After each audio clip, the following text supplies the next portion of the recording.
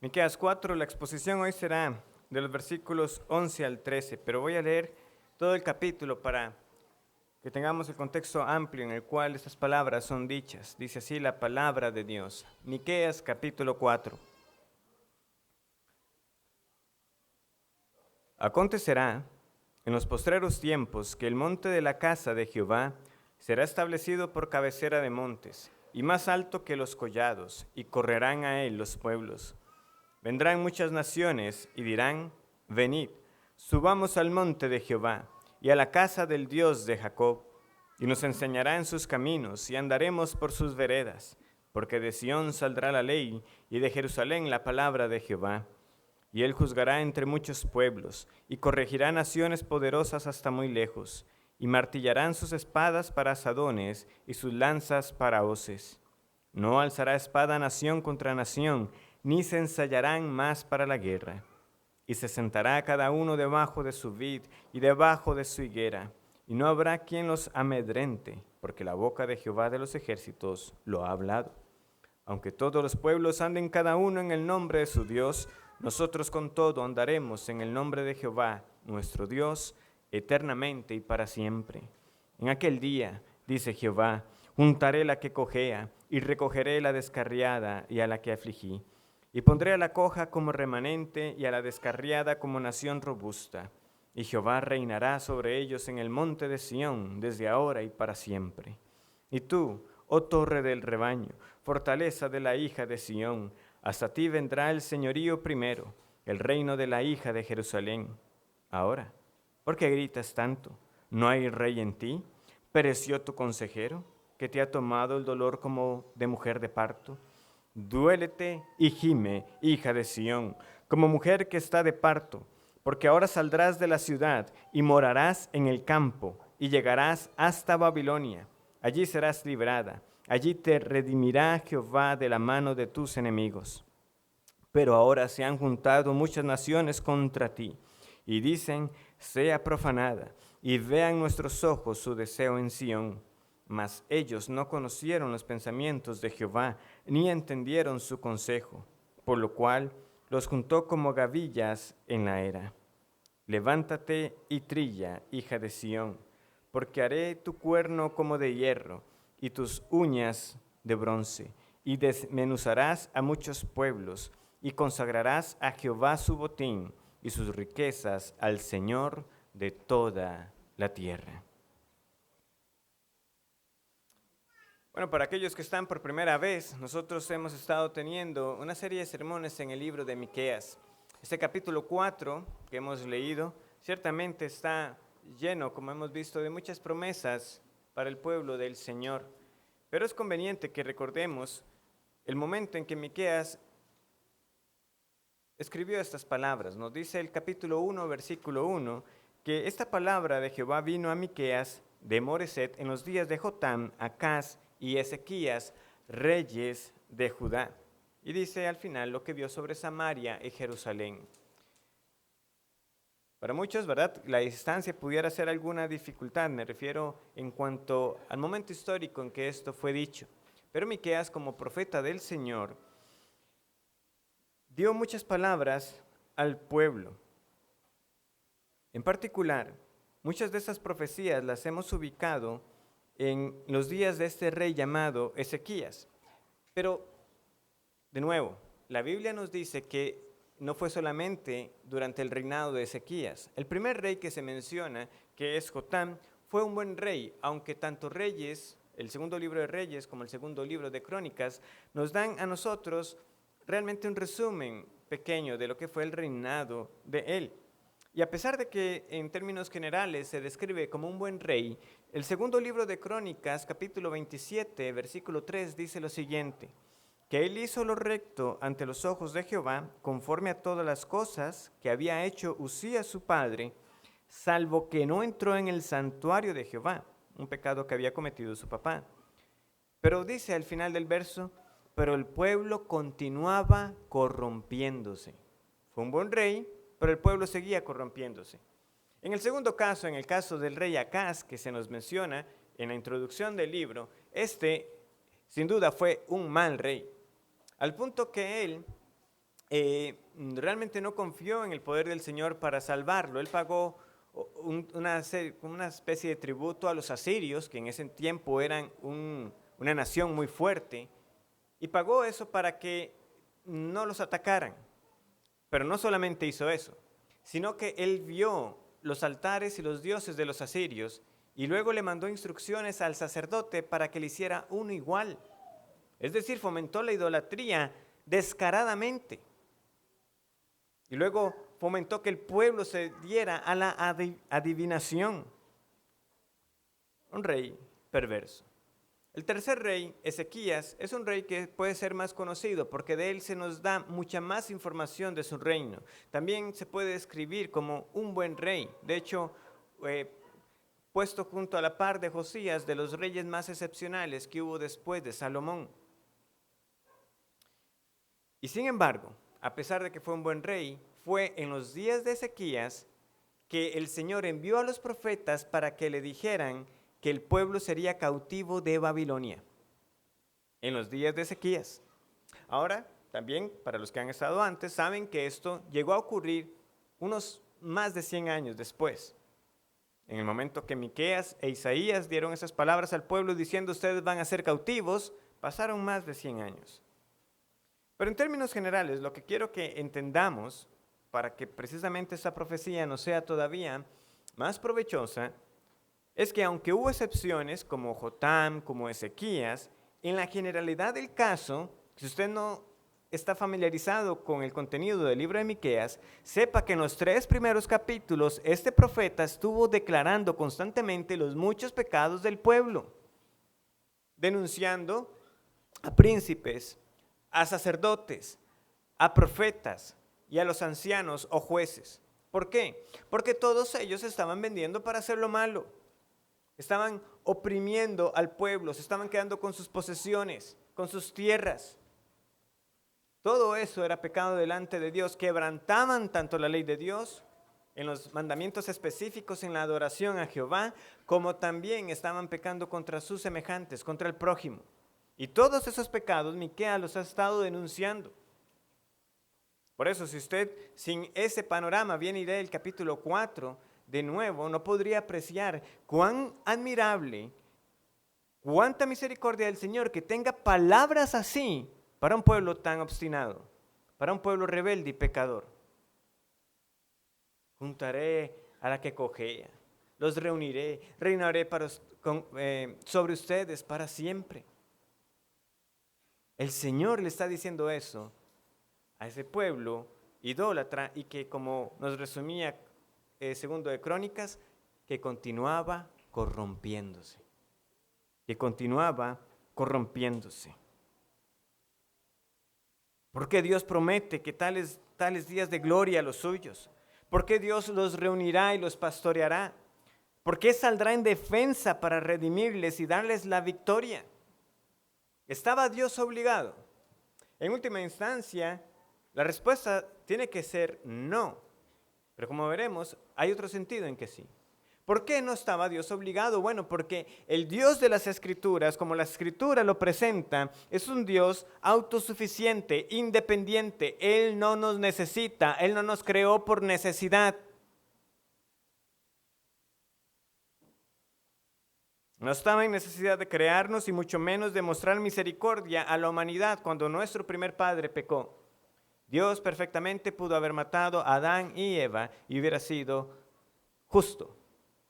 Sin embargo, la Escritura también nos dice que aún antes de la creación, Dios había hecho un pacto en el cual salvaría a un remanente, es decir, a un grupo dentro de la humanidad, escogido por gracia, y que Él mismo tomó sobre sí el compromiso para salvarlos. Y por eso, finalizábamos la semana pasada viendo que el Señor les dice, de ahí yo los voy a redimir. Jehová es quien lo dice.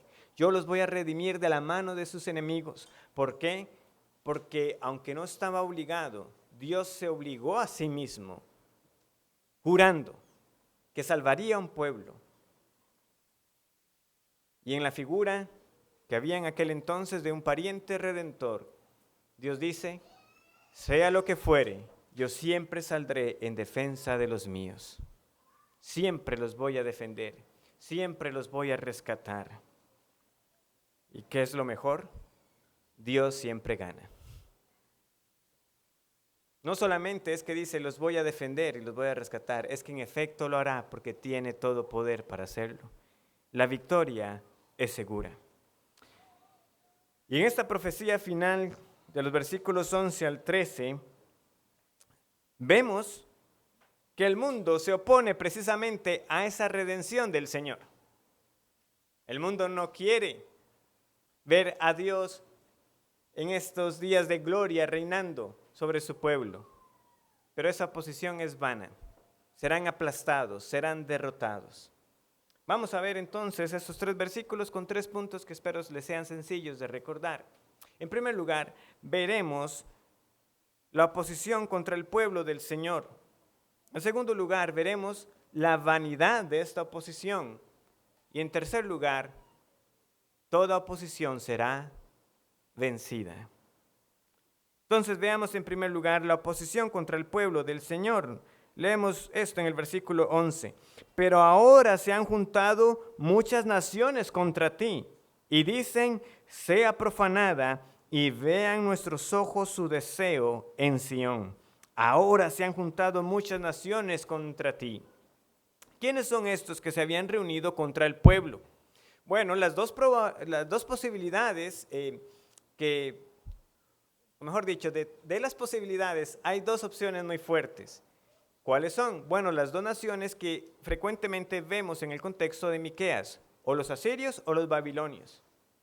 Hay algunos que se inclinan de que estos que se han juntado son los babilonios, ¿verdad? Recordemos que el versículo 10 nos está mencionando que el Señor les dice, ustedes van a llegar hasta Babilonia. Pero recordemos que también al inicio del libro, Miqueas constantemente tiene el evento de la invasión de los asirios presente, la invasión de Sennacherib, que usted puede leer en otras partes de la Escritura. Estos asirios se reunieron, invadieron a Judá y llegaron hasta los muros de Jerusalén, pero no pudieron cruzar porque el Señor libró al pueblo. Particularmente para esta porción me inclino más por los asirios, pero de nuevo, el punto es que las naciones se han opuesto al pueblo del Señor históricamente. Los asirios en particular alquilaban mercenarios de diversas naciones, por eso, como les digo, pudiera hacer ese sentido de que cuando dice el pasaje que se han juntado muchas naciones, aludiera al hecho de que los asirios cuando atacaban no iban solamente ellos, sino que también contrataban a otros para que ayudaran en esas jornadas militares que tenían. Sin embargo, el punto, como vemos al final, es que aunque históricamente ha habido oposición contra el pueblo del Señor, en el día final, estas naciones, el mundo que siempre ha deseado el mal contra los que son del Señor, serán derrotados. Y eso lo podemos comprobar porque cuando usted lee la Biblia, verá que nunca han faltado enemigos. Desde que el pueblo salió libertado de Egipto, muy pronto leemos de que estuvieron luchando contra los amalecitas. También leemos de jornadas contra los reyes de Og y de Basán. Adelantándonos un poco, cuando usted lee el primer libro de Samuel y el segundo libro de Samuel, ¿quiénes son los que aparecen en esos días de Saúl y de David? Los filisteos. Destacan, ¿verdad? Y no solamente leemos nosotros de los amalecitas, de los filisteos, que son derrotados, sino que cuando usted piensa que ya fueron vencidos, al tiempo vuelven a aparecer, porque eran persistentes. Otro que también se menciona con frecuencia es Edom. Edom, recordemos que se remonta tiempo atrás porque Edom fue el hermano de Jacob. De Jacob es donde nace la nación de Israel y de Edom, bueno, los edomitas, Esaú. ¿Y qué sabemos nosotros de ellos? No solamente que se opusieron, de hecho, en un momento no los dejaron cruzar por su territorio cuando el pueblo estaba en ese éxodo de Egipto, sino que también se alegraba cuando le iba mal a Israel. El libro corto de Abdías nos dijo lo siguiente, ¿verdad? En Abdías 12 leemos que el Señor amonestó a Edom porque ellos se alegraron por lo que les pasaba. Dice así: tú no debiste haber estado mirando en el día de tu hermano, en el día de su infortunio. No debiste haberte alegrado de los hijos de Judá en el día que se perdieron, ni debiste haberte jactado en el día de la angustia. Otro libro que nos resume esta actitud de las muchas naciones que se alegran o que se alegraron cada vez que al pueblo del Señor le iba mal, lo tenemos en Lamentaciones. Podemos buscar ese pasaje. Lamentaciones, capítulo 2. Lamentaciones en medio de Jeremías y Ezequiel. Lamentaciones, capítulo 2, versículo 15 y 16. Dice así. Lamentaciones 2, 15 y 16. Todos los que pasaban por el camino batieron las manos sobre ti, silbaron y movieron despectivamente sus cabezas sobre la hija de Jerusalén, diciendo: ¿es esta la ciudad que decían de perfecta hermosura, el gozo de toda la tierra? Todos tus enemigos abrieron contra ti su boca, se burlaron y crujieron los dientes, dijeron: devorémosla. Ciertamente este es el día que esperábamos, lo hemos hallado, lo hemos visto. En el Nuevo Testamento, ¿qué encontramos nosotros? Oposición. Pero ahora el lenguaje ya no nos habla de naciones particulares, porque ahora la iglesia está compuesta, ¿verdad?, por creyentes de todas partes. Pero seguimos teniendo oposición. ¿Cómo describe el Nuevo Testamento entonces ahora a este enemigo? Al mundo, como el mundo. El sistema contrario a Dios, que se rebela contra Dios, que tiene a Satanás como el príncipe de este mundo, como leemos también. Y aquellos que son sus hijos espirituales, es decir, cada uno de nosotros que nace, se opone a Dios. Se opone a Dios y se opone a los que son de Dios. El Señor Jesucristo lo dijo muy claro, que nosotros debíamos esperar que el mundo nos aborreciera porque a Él lo aborrecieron. Sepan que si a mí me han aborrecido, a ustedes los van a aborrecer. Son sus palabras en el Evangelio de Juan. Y Satanás está entonces en el mundo promoviendo entre aquellos que son sus hijos espirituales esta oposición, que la vamos a encontrar en familiares, en compañeros de trabajo, en amistades. En todos lados encontraremos a aquellos que se oponen a los hijos de Dios. ¿Por qué? Porque son hijos de ira, son hijos de desobediencia, como lo fuimos todos nosotros una vez antes que el Señor nos salvara. ¿Qué más desea el mundo sino ver a la iglesia destruida? Su furia crece al ver que a pesar de los embates, que a pesar de las debilidades de los mismos que dicen ser creyentes, que a pesar de los diversos medios por los que tratan de destruir a la iglesia, ya sea a través de la seducción, de la mundanalidad, de las tentaciones, de las cosas de esta vida, o a través de la abierta persecución también contra la iglesia, ¿qué sigue pasando? La iglesia del Señor sigue. Y ahí está el mundo en su rebelión y en su oposición. A pesar de todo esto que hacen, siempre están aquellos que no doblan su rodilla a Baal, aquellos que prefieren perder su vida que tenerla para negar a su Señor, que prefieren ser tenidos por extraños, por locos, por no andar con ellos, con el mundo, en la misma disolución. Escribe el apóstol Pedro en su primera carta: a estos, al mundo, a los que son del mundo, les parece cosa extraña que vosotros no corráis con ellos en el mismo desenfreno de disolución. ¿Y qué hacen? ¿Qué hacen estos? Que dicen, qué raro que estos no hacen lo mismo que nosotros, que no están en la misma vanidad, que no están en la misma carnalidad, y os ultrajan. Pero ellos darán cuenta al que está preparado para juzgar a los vivos y a los muertos. Yo les invito a que vayamos a 1 de Pedro, capítulo 4.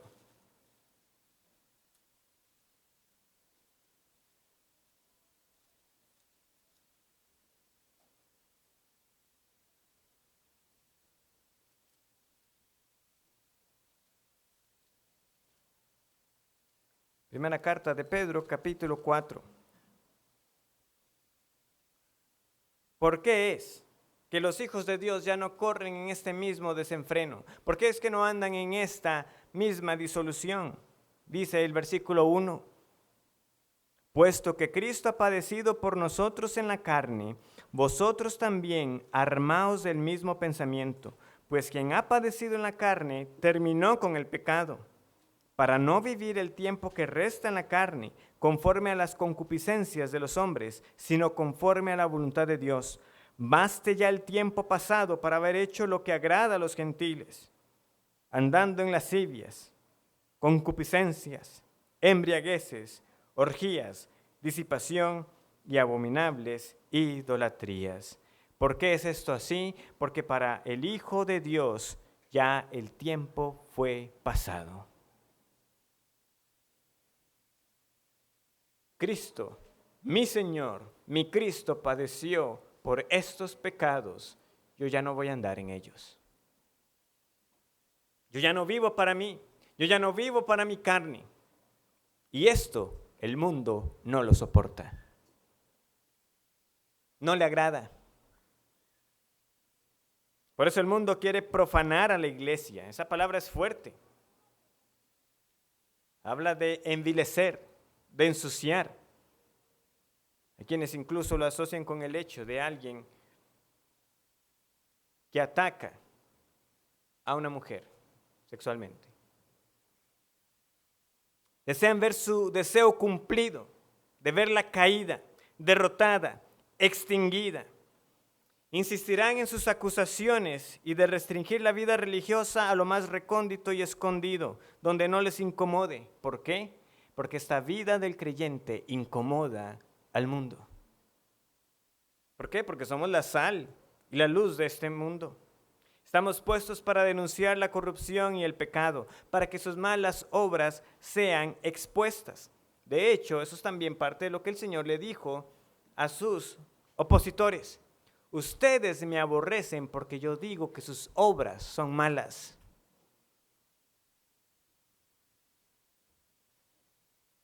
Pero regresemos de nuevo un momento a cuando estas palabras fueron dichas en los días de Miqueas. Porque hay algo que hay que responder. Bueno, si siempre ha habido oposición contra el pueblo del Señor, ¿por qué permitió el Señor que enemigos sí vencieran a Israel y a Judá? Porque finalmente los asirios conquistaron a Israel, porque finalmente los babilonios conquistaron a Judá. Es donde yo les digo, no hay que olvidar todo lo demás que Miqueas ha denunciado, porque se había pecado en el pueblo también. El Señor entregó a Israel y a Judá como castigo por el pecado de los idólatras y de los que habían corrompido la adoración a Dios. Pero también el Señor trajo este castigo como amonestación y disciplina para los suyos. ¿Por qué? Porque aún en medio de la corrupción del pueblo estaban aquellos fieles que seguían sirviendo al Señor. Pero ellos también sufrieron consecuencias por la caída de la nación.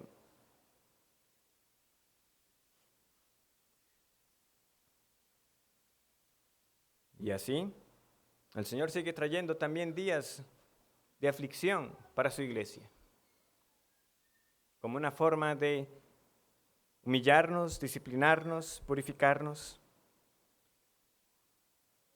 Pero tengamos esto bien claro. Debemos arrepentirnos profundamente cada vez que la iglesia, y aunque lo digo en un sentido general, obviamente también es para nosotros como iglesia local, ha abandonado la disciplina y el orden bíblicos y hemos dado a los enemigos de Dios la razón para su jactancia.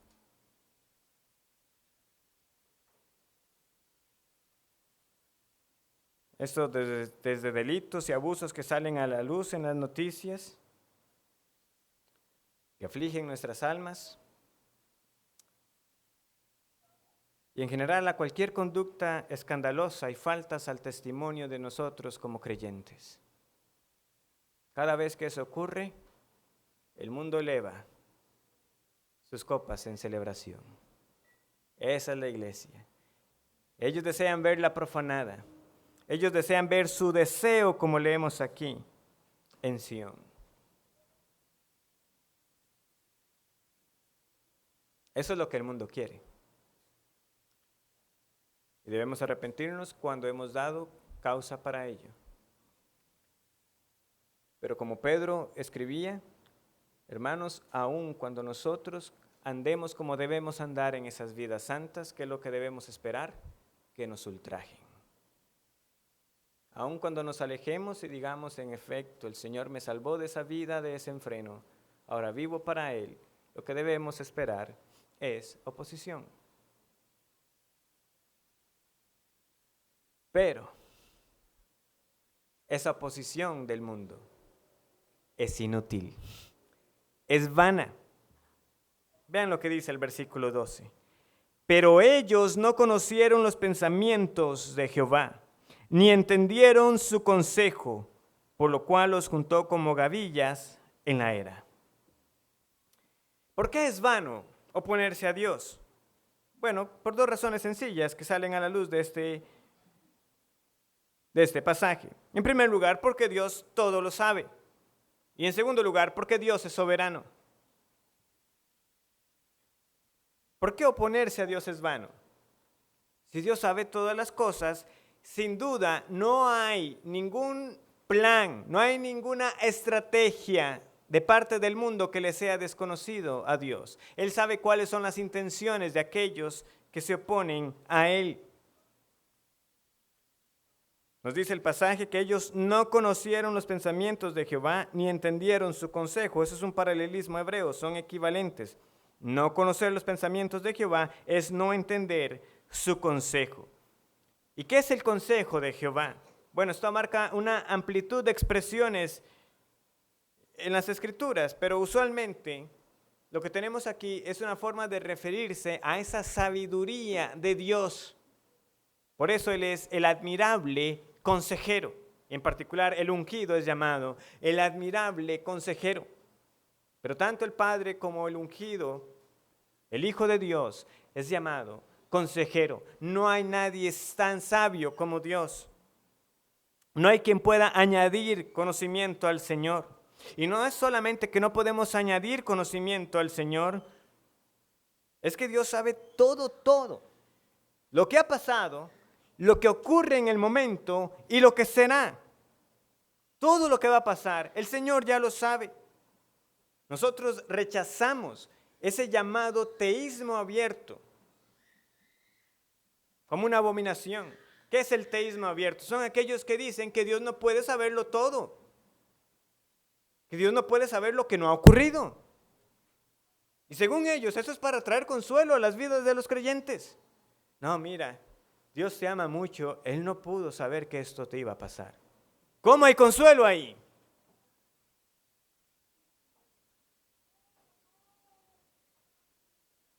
Es un gravísimo error y no corresponde con el Dios de las Escrituras, las cuales más bien afirman que todo lo que sucede es porque así Él lo ha determinado. Por eso los decretos de Dios son llamados también su consejo, o sea, lo que Él determina. Hablamos de los decretos en plural, pero podemos hablar del decreto de Dios en singular también. O sea, todo lo que Dios ha determinado es lo que va a pasar y por lo tanto lo sabe.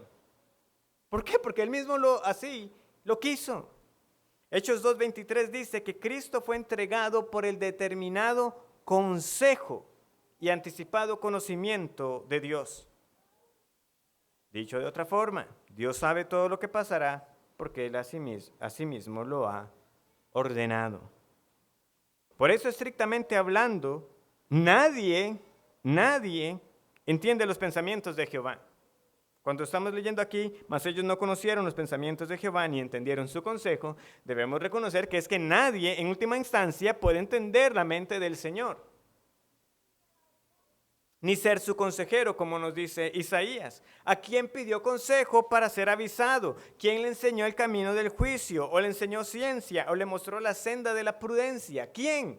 Nadie. Nuestro Dios es omnisciente. O como Pablo exclama hacia el final de Romanos 11, ¿qué es lo único que él puede decir? Oh profundidad, Oh profundidad de las riquezas de la sabiduría y de la ciencia de Dios, cuán insondables son sus juicios e inescrutables sus caminos.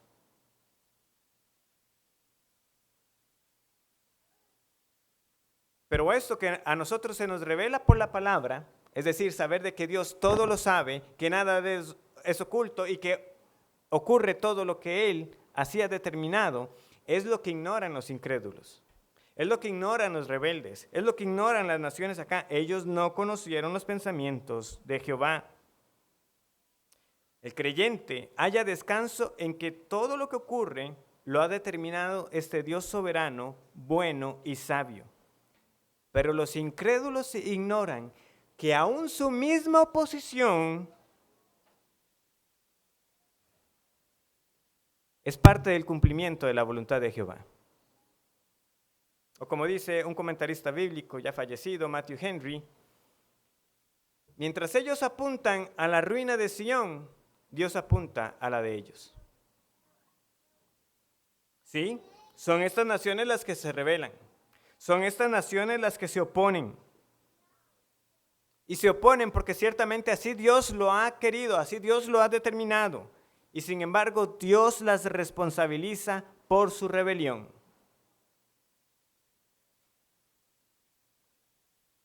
Y lo mismo es verdad para los que estamos hoy acá. Sus pecados y su desobediencia no toma por sorpresa al Señor. Él, desde antes, ya lo sabía. Cito nuevamente a Matthew Henry. Cuando los hombres son instrumentos de la providencia para cumplir sus propósitos, es muy común que su intención sea una y que la intención de Dios sea lo contrario. ¿Qué es lo que vemos nosotros a la luz del pasaje? ¿Qué es lo que ellos están queriendo hacer? Quieren la ruina del pueblo del Señor. Lo que no saben es que al hacerlo, Dios está preparando la ruina de ellos. Ellos no conocieron los pensamientos de Jehová, ni entendieron su consejo. ¿Y qué dice el pasaje? Por lo cual los juntó como gavillas en la era. O sea, ellos están planeando, se están gozando, quieren ver su deseo de destruir al pueblo del Señor. Y por otro lado, el Señor los está recogiendo como gavillas. Podríamos hasta decirlo en singular, como una gavilla. ¿Qué es una gavilla? Imagínense el cereal atado en un manojo, algo no muy grande, algo que usted podría cargar. Por eso es inútil oponerse a Dios, porque Él todo lo sabe y en segundo lugar porque Él es soberano. Nos dice el versículo 13 hacia el final que cuando el pueblo, ya llegaremos a eso, dedica el botín, ¿a quién se lo dedica? Al Señor de toda la tierra. Al Señor de toda la tierra. Ese es nuestro Dios, es soberano. Por eso es vano, inútil oponerse a Él. Nuestro Dios lo sabe todo, decreta todo lo que ocurre y tiene el poder para llevarlo a cabo. En otras palabras, nada ni nadie frustra los planes de Dios. Vemos entonces cómo todo se relaciona, ¿verdad? Porque esta es la perfección del ser divino. Dios sabe todo lo que va a pasar. Sí, ¿por qué? Porque Él lo ha determinado. ¿Y por qué además sabe que va a pasar? Bueno, porque tiene el poder de llevarlo a cabo. Es decir, el decreto de Dios no es simplemente su buen deseo de cómo quisiera que sean las cosas. No, es que va a ser así y Él tiene el poder de llevarlo a cabo para que sea así. Él, ¿verdad? Con su anticipado conocimiento, ¿qué fue lo que hizo? Entregó al Hijo. ¿Y qué pasó? El Hijo fue entregado. Es lo que les acabo de citar en Hechos 2:33. Dios no pasa elaborando planes B a cada momento, como si algo se saliera de sus planes. No hagas eso. Voy a cambiar ahora esto para que sea de esta manera, esta circunstancia, y ya, ok, todo sigue otra vez en su lugar. Todo sigue en orden. Dios no pasa así. Nada lo toma por sorpresa. Él siempre está en su trono, gozoso de que se ejecuta su voluntad. No hay sobreexaltación. Eso es lo que nos pasa a nosotros. ¿Qué vamos a hacer mañana? Vamos a hacer esto y esto. Ahí resulta que el día no empieza como uno lo había planeado. No se ha levantado uno de la cama. Y ya las cosas no van como uno quería. ¿Y ahora qué vamos a hacer? Dios siempre está en control. Y las naciones estaban deseando la ruina y el Señor simplemente está llevando a cabo su voluntad.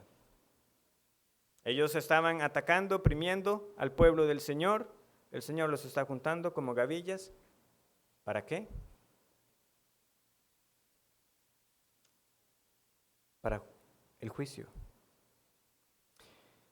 ¿No es un atrevimiento entonces cuando pensamos que Dios pudo haber hecho algo mejor? ¿O cuestionamos por qué algo pasó? Sí. Y debemos pedir perdón cada vez que pensamos así. ¿No es vanidad oponerse a este Dios? Ciertamente lo es locura. Es una necedad y no obstante, esa es la descripción del mundo, de la humanidad. Necios, necios, necios. Rechazamos la sabiduría de Dios y preferimos nuestros caminos. Caminos que describe Proverbios que le parecen derechos al hombre, pero su fin es camino de muerte. Y hablando de la muerte, eso nos lleva a nuestro tercer punto. Toda oposición será vencida. Versículo 13. Levántate y trilla, hija de Sión, porque haré tu cuerno como de hierro y tus uñas de bronce, y desmenuzarás a muchos pueblos y consagrarás a Jehová tu botín y sus riquezas al Señor de toda la tierra. No importa cuántos se unan, esta oposición es vana y finalmente será derrotada. Entonces veamos lo que está ocurriendo. Las naciones, ¿verdad?, están queriendo destruir al pueblo. De hecho, históricamente hablando, sabemos que en efecto invadieron y cautivaron a Judá.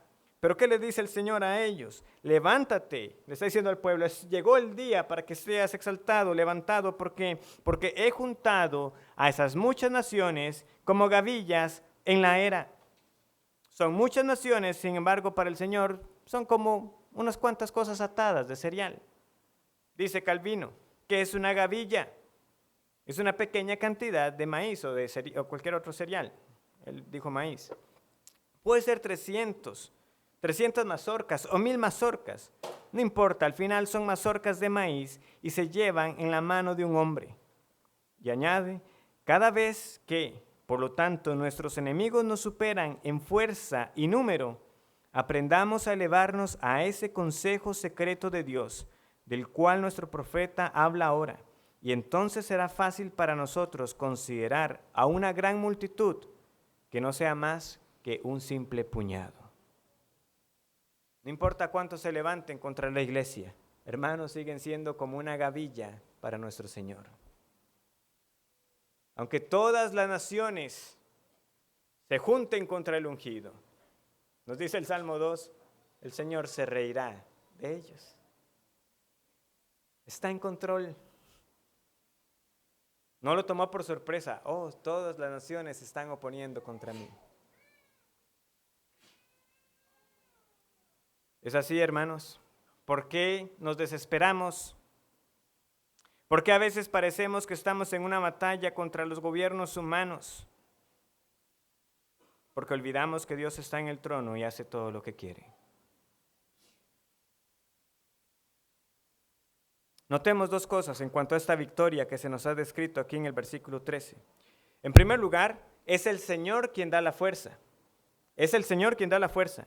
Porque es el que les dice, porque haré tu cuerno como de hierro y tus uñas de bronce y desmenuzarás a muchos pueblos. En el caso de la palabra uñas que tenemos ahí, es mejor si lo entendemos como pezuñas. Porque aquí estamos hablando de un buey. En estos campos que cuando usted tenía ya la cosecha, usted ataba precisamente esos manojos, esas gavillas, y luego ¿qué hacía?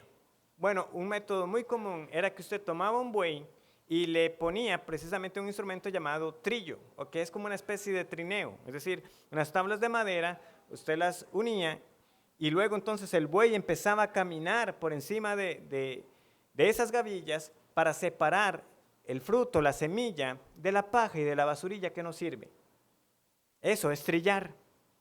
Esa es la imagen que el Señor está dando aquí. Le está diciendo a su pueblo que se levante. Él los está fortaleciendo, está poniendo sus cuernos como de hierro, claramente una señal de fuerza, y sus pezuñas como de bronce, para que esas pisadas desmenuzaran. ¿Pero a quiénes están desmenuzando? A los pueblos. A esas muchas naciones que ahora están bajo los pies, o las patas de ese buey.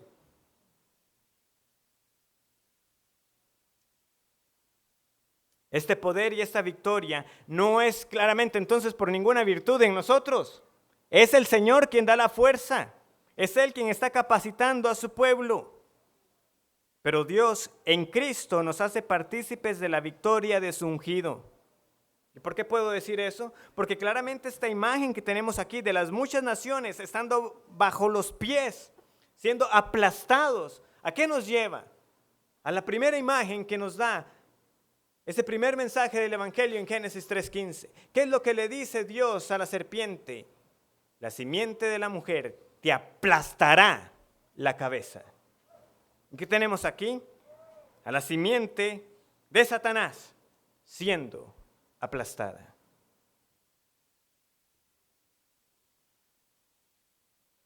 La simiente de la mujer derrota a la simiente del diablo. Y esta victoria es cierta por Jesús el Mesías, aquel a quien Dios pondrá sobre todos sus enemigos, quien pondrá a sus enemigos, como leemos también, por estrado de sus pies. Es este Cristo a quien Dios exaltó a lo sumo y le dio un nombre que es sobre todo nombre, para que en el nombre de Jesús se doble toda rodilla de todos los que están en los cielos y en la tierra y debajo de la tierra, y toda lengua confiese que Jesús es Señor para la gloria de Dios Padre. Filipenses capítulo 2, del 9 al 11. Es el Señor que da la fuerza entonces para que el pueblo tenga la victoria, porque el pueblo en sí mismo, como vemos, es indefenso. Si el Señor no los auxiliaba, eran vencidos, pero ahora ha dicho, levántate, yo te daré la fuerza.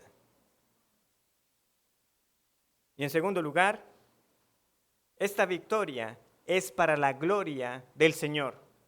Es al Señor a quien se le da toda la gloria por esta victoria. ¿Qué dice el versículo? Desmenuzarás a muchos pueblos y consagrarás a Jehová su botín y sus riquezas al Señor de toda la tierra.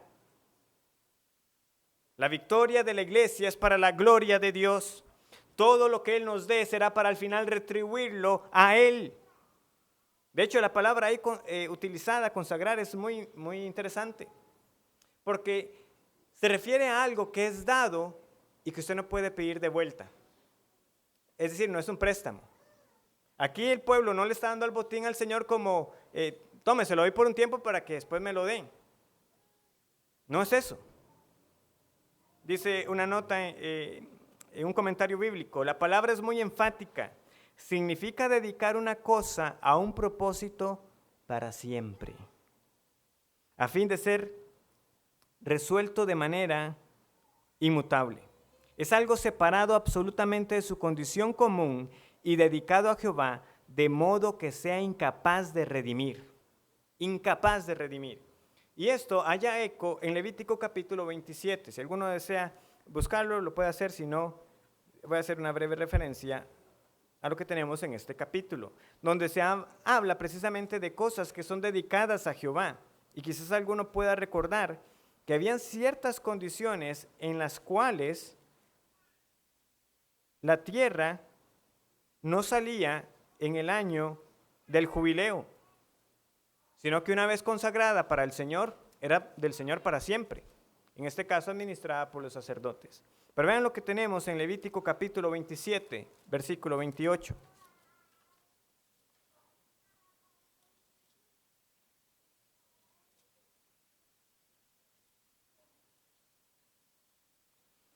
Pero no se venderá, ni se rescatará ninguna cosa consagrada que alguno hubiere dedicado a Jehová, de todo lo que tuviere, de hombres y animales, y de las tierras de su posesión, todo lo consagrado será cosa santísima para Jehová.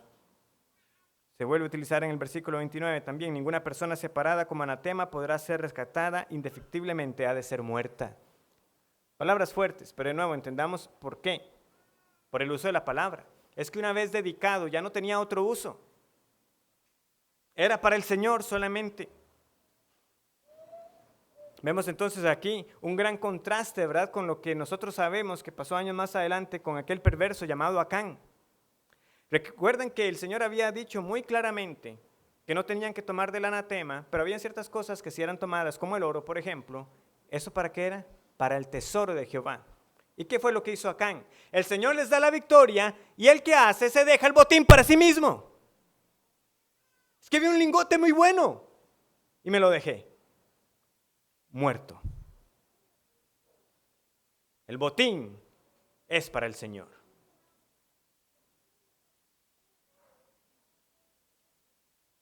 No es así para con los que han sido salvados por Dios, porque los que hemos sido salvados por el Señor sabemos muy bien que nada tenemos que no nos haya sido dado y que todo lo que tenemos es para la gloria del Señor. Que nuestra vida, sea que comamos o bebamos, debemos hacerlo todo para la gloria de Dios. ¿Por qué? Porque le pertenecemos para siempre. Y si nos da la victoria en el día final, la gloria es para Él. Con esto finalizamos el estudio de Miqueas capítulo 4. Pero quiero finalizar con dos pensamientos adicionales. Primero, no tenemos lucha contra sangre y carne. Y segundo, ¿cuál debe ser la respuesta apropiada de nosotros como pueblo de Dios al saber que estamos en las manos de un Dios omnisciente y todopoderoso? En primer lugar, no tenemos una lucha contra sangre y carne. Vean, nosotros no debemos ignorar el lenguaje que está siendo utilizado en Miqueas capítulo 4. Esto, aunque ciertamente está utilizando figuras, es decir, está poniendo al pueblo como un buey que viene y trilla el campo, debemos recordar quiénes eran en ese campo. Como les dije, ¿quiénes son esas gavillas que están en ese campo? Son muchos pueblos, aquellos que se oponen al Señor, que así como le hicieron a Sión, le será hecho. Y eso no fue simbólico. A Judá no fue que simbólicamente le derribaron los muros, que simbólicamente les mataron. No, el juicio que el Señor trae para aquellos que no se arrepientan de sus pecados es real. Y tanto el Antiguo Testamento como el Nuevo Testamento, tanto los mensajes de los profetas como las palabras de Jesucristo mismo nos confirman que el infierno será un lugar de espanto. Un castigo que no tendrá fin. Y de un modo, nosotros como pueblo del Señor participaremos en ese juicio. Sin embargo, sabiendo bien que este cumplimiento final es para el día de Jesucristo, para cuando Él regrese, ahora mismo debemos saber bien que nosotros no estamos llamados a sojuzgar los enemigos de Dios de esta manera. ¿Cuándo serán hollados y pisados los enemigos de Dios y de su pueblo? En el día de Jesucristo. Esta profecía todavía está por cumplirse, pero el día vendrá en que el ungido tendrá por herencia a las naciones y las quebrantará con vara de hierro. Pero nosotros, los creyentes, no es que no estamos en una lucha, no es que dejamos de tener enemigos, ¿verdad? Como les decía al inicio. Pero el Nuevo Testamento es muy claro de que esta lucha no es contra sangre y carne. Peleamos hoy contra el mundo, no con armas físicas, sino con la armadura que el Señor nos ha dado. Nosotros peleamos contra las artimañas del enemigo predicando el poderoso mensaje del Evangelio. ¿Para qué? Para arrebatar de ese ejército satánico para el reino de Dios. Nosotros vamos con el mensaje del Evangelio para arrebatar soldados del territorio enemigo para que sean añadidos al ejército de los salvados por el Señor. Y nosotros resistimos los ataques de estas huestes celestiales utilizando bien la armadura que el Señor nos ha dado, con los cuales podemos resistir los dardos ardientes que nos son lanzados. Y nosotros tenemos la promesa, hermanos, de que con la armadura del Señor nosotros podemos resistir y habiendo acabado todo, dice Efesios, podamos estar firmes. Nosotros, si somos del Señor, el Señor nos ha dado todo lo necesario para vivir en victoria sobre el pecado y sobre toda artimaña del enemigo. Recordemos, esa es la lucha ahora. Vendrá luego el día en que veremos al Señor juzgando a todos sus enemigos para siempre. En segundo lugar, como les decía, ¿cuál debe ser la respuesta apropiada entonces al saber que pasa todo lo que Dios determina, todo lo que Dios ordena? Hermanos, nosotros no tenemos las respuestas a todo lo que pasa en nuestras vidas, pero que nunca nos quede la menor duda de la bondad, de la sabiduría y de la compasión de nuestro Dios, quien nos amó cuando nosotros no éramos dignos, quien quiso extender su gracia sabiendo todas nuestras rebeliones y pecado. Él nos ama y seguirá amando inalterablemente, incluso cuando las situaciones son adversas, y por eso debemos adorarle. No sé por qué ocurre todo lo que pasa en mi vida, ni en la vida suya. Pero este pasaje nos debe traer un gran consuelo, que aún en medio de la aflicción que le vino al pueblo del Señor en aquel entonces, el Señor les está diciendo, yo estoy en control. Ellos ignoran eso. Ellos, los incrédulos, son los que deben ignorarlo, pero los creyentes debemos abrazar esa doctrina con todo nuestro corazón. Dios todo lo sabe, Dios todo lo puede. Por lo tanto, si pasa algo que yo no entiendo, algo que me aflige, Dios sí lo sabe.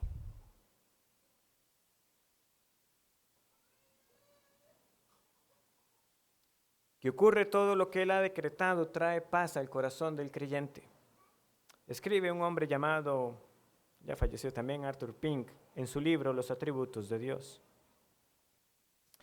Negar los decretos de Dios sería aceptar un mundo y todo lo que con él se relaciona, regulado por un accidente sin designio o por un destino ciego. Entonces, ¿qué paz, qué seguridad, qué consuelo habría para nuestros pobres corazones y mentes? ¿Qué refugio habría al que acogerse en la hora de la necesidad y la prueba? Ni el más mínimo.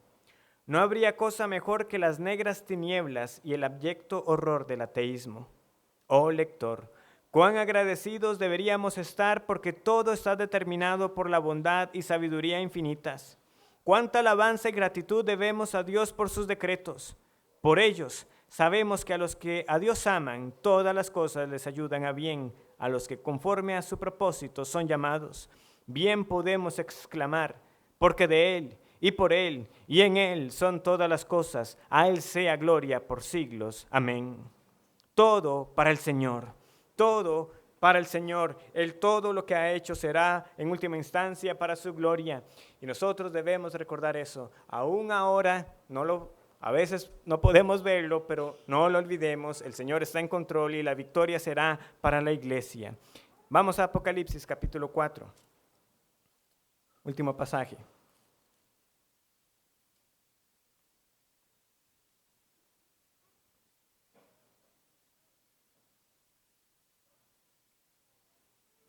En esta visión celestial pasa lo siguiente. Apocalipsis 4, versículos 9 al 11.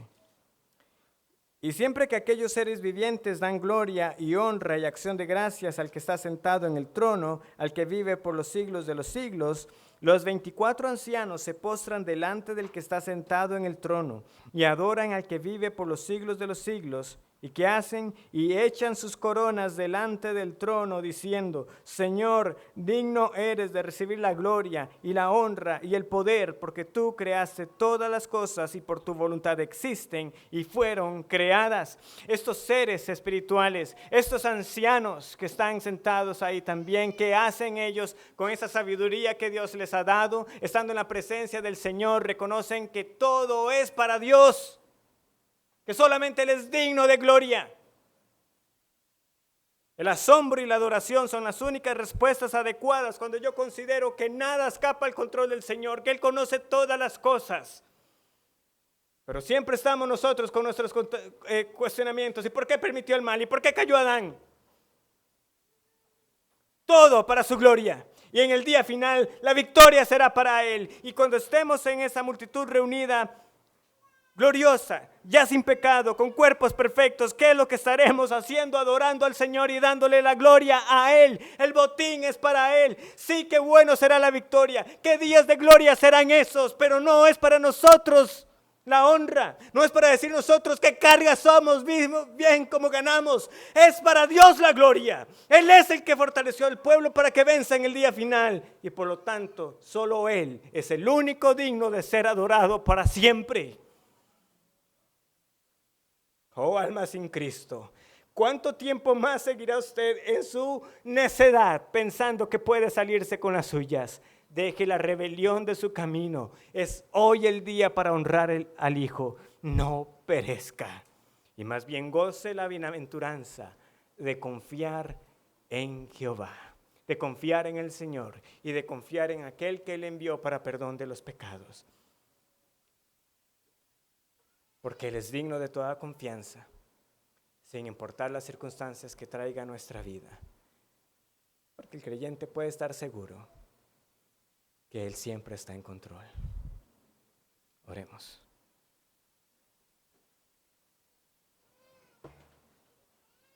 Gracias te damos, Señor, por tu palabra, por todo lo que nos enseñaste en ese tiempo que hemos estudiado el libro de Miqueas. Al hacer ahora una pausa, Señor, en este estudio, que consideremos en nuestros corazones cuántas veces hemos hecho a un lado el mensaje de los profetas menores y en general de tu palabra, ignorando lo que semana tras semana nos trae a través de los siervos que nos has dado, recordándonos una vez más el mensaje del Evangelio y que tú estás en control. Perdónanos, Señor, por las veces que nuestra conducta no ha sido digna del Evangelio y ha sido para burla y ofensa del mundo, manchando el testimonio de Cristo. Que esto más bien nos anime para pelear y pelear y pelear la buena batalla cada vez más, con la confianza nuevamente, que la victoria no es por nosotros, sino que es cierta por Jesús. En el día final, todos nuestros enemigos serán aplastados. Es un pensamiento sobrio, pero que también despierte a muchos que falsamente tengan una confianza de que escaparán. Y les sea dado el arrepentimiento hoy. En Cristo te lo pedimos. Amén.